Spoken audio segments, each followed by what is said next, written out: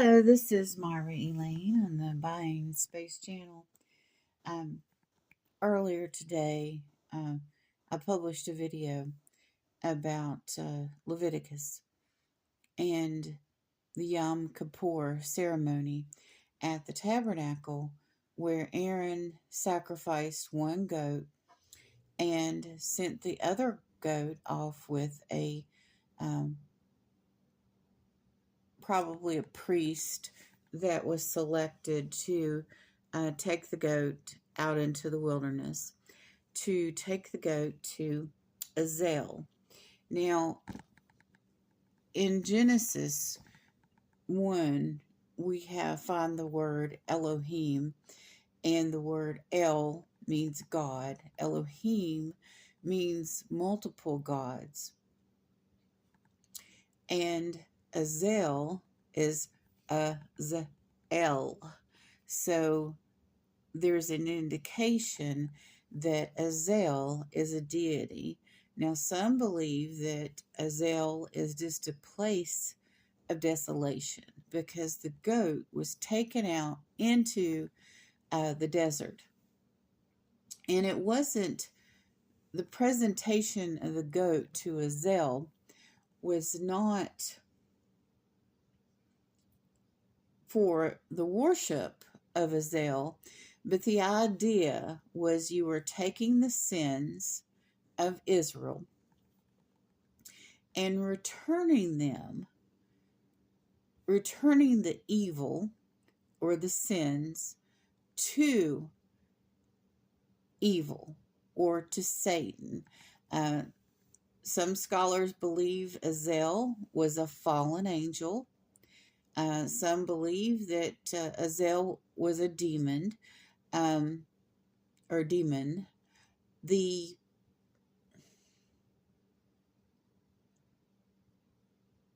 belief about the fallen angels is also that they were demons. When I was in my 20s, my early 20s, maybe even at 19, I was reading the Encyclopedia of Demonology.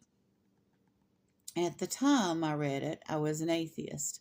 Now, I had intense Bible study in my childhood, but there were lots of things that had not been shown to me at that time.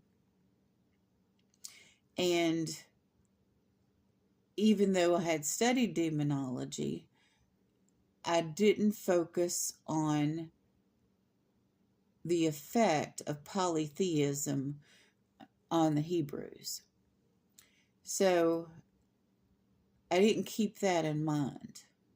I was focusing more on the details of each individual demon and how evil worked. I was a curious atheist. Anyway, so the devil Satan is a fallen angel.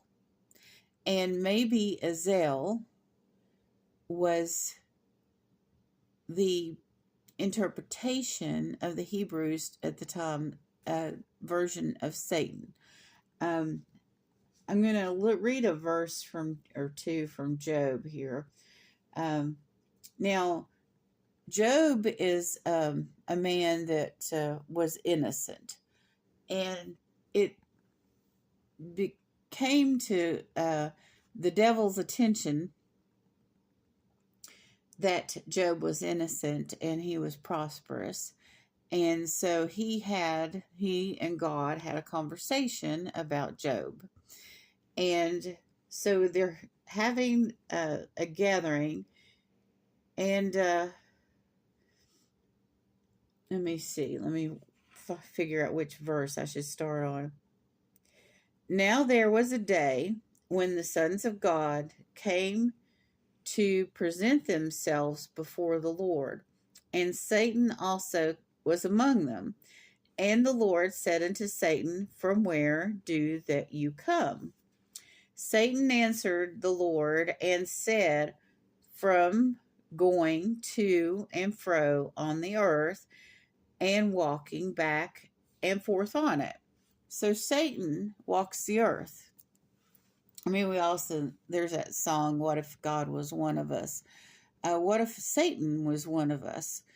Satan walks the earth. Now, Satan's not omnipresent like God. He's not everywhere. He is an entity. He's a fallen angel. He's the leader of the fallen angels. So I don't think that I haven't found a reference where he's definitely Azazel.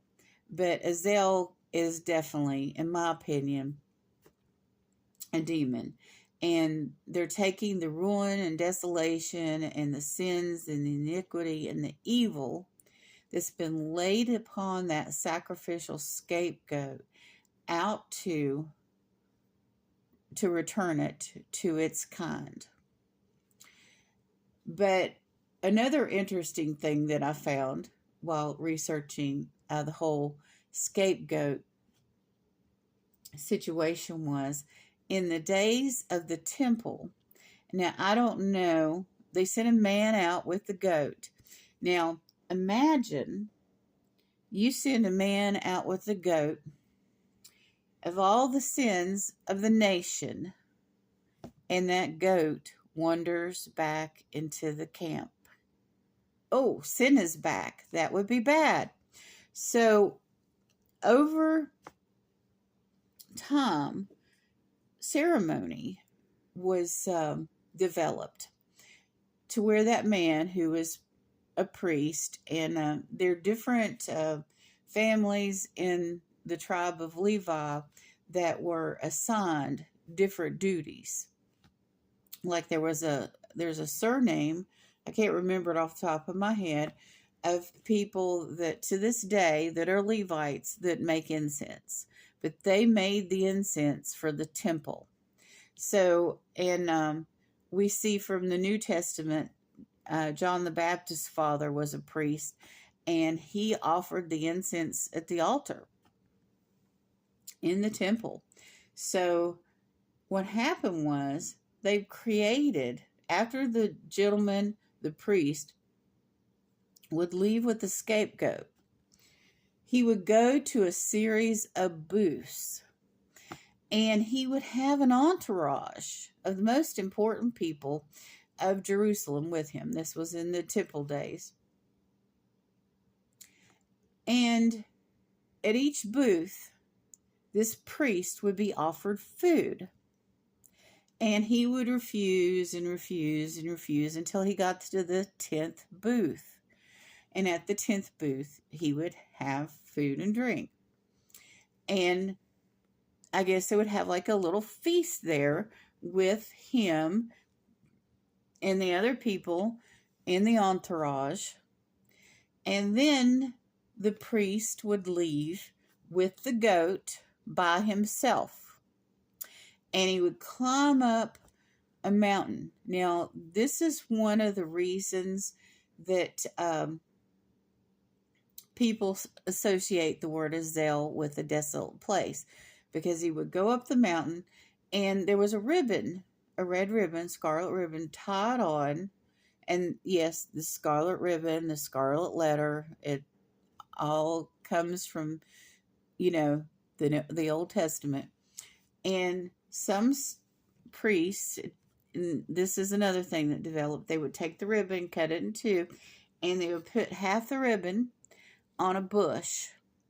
And they would make sure that the scapegoat, fell down the cliff and died.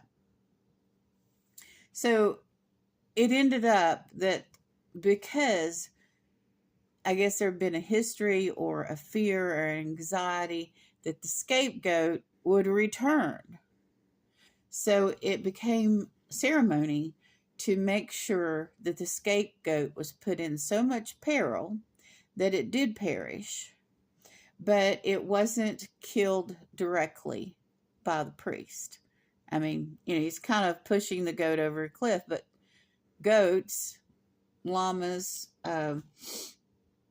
other animals that live on cliffs are adapted to surviving on cliffs. So, did he directly kill it by pushing it over a cliff to make, to guarantee death, or did the scapegoat have a chance at survival because goats are so good at climbing cliffs? I don't know. That's an extremely deep dive, but I just wanted to share with you. I did apologize earlier that I hadn't done my research on Azel. And it's one of those things that you can come to in the Bible and you look up and it's voluminous. I mean, Old Testament studies, Torah studies, rabbis, they get into the Hebrew letters and what each Hebrew letter means, and they get into numerology and on and on and on. There's patterns in the Hebrew,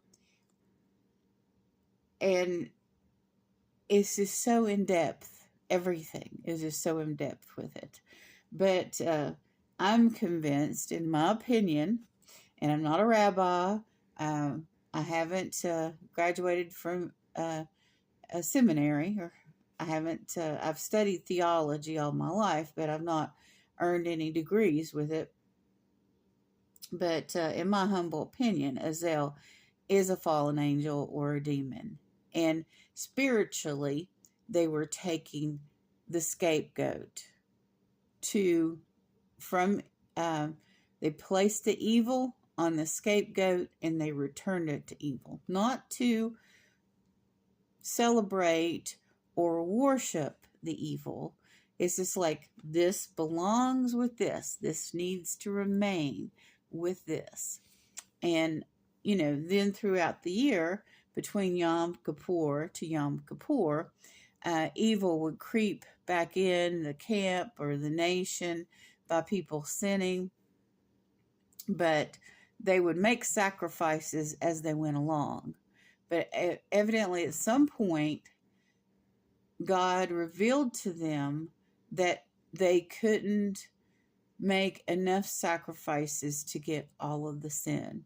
Matter of fact, I've mentioned several times that during the time of ordination for Levite priests, where they're being sanctified, when they were originally sanctified, and they spent a week in the tabernacle.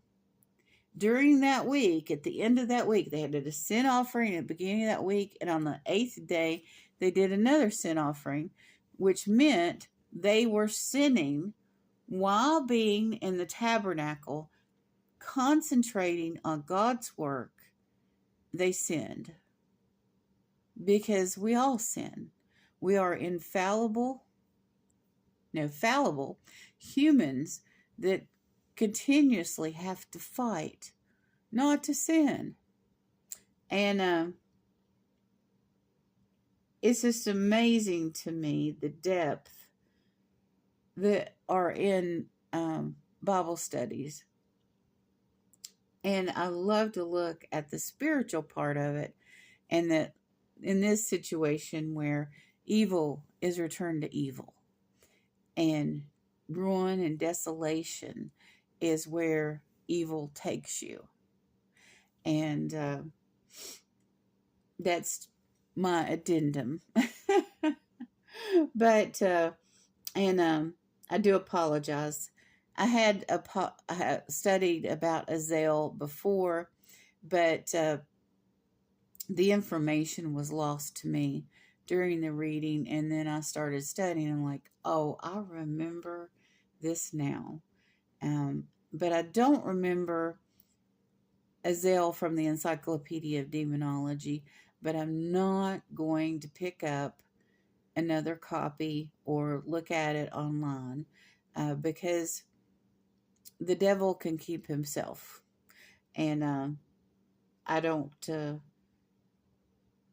maybe want to study evil that intently anymore. I want to focus on God, our Heavenly Father, and Yahweh. who is Yahweh. And if you have a Bible that has, and this one doesn't, but, oh yeah, it does, right here. Came before the Lord. That means that Lord refers to Yahweh specifically when it's Lord and it's capitalized. So there's another tidbit for you to keep in mind as you read the scriptures. You all have a wonderful and blessed day.